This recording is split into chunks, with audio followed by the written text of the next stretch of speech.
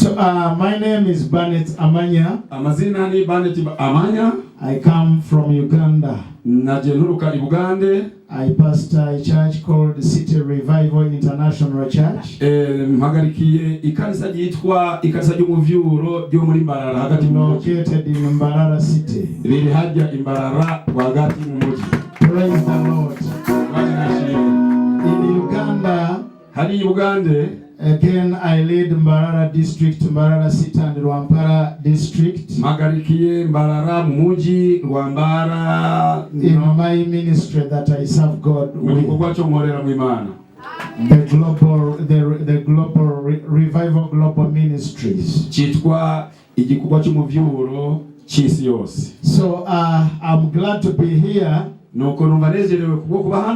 I'm married with one wife.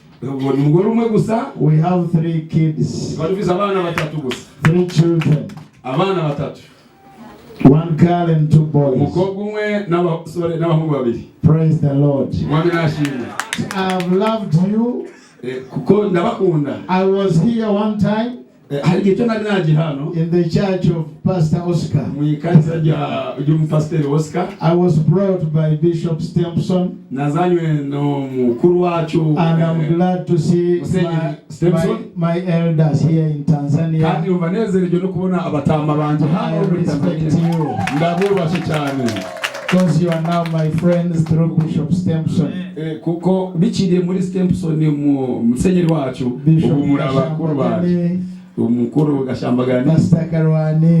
Pastor Karwani. I'm really grateful to know you. And now I have also got an opportunity